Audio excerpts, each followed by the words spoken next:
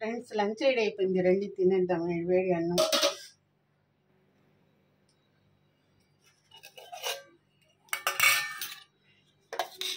దొండకాయ ఫ్రై,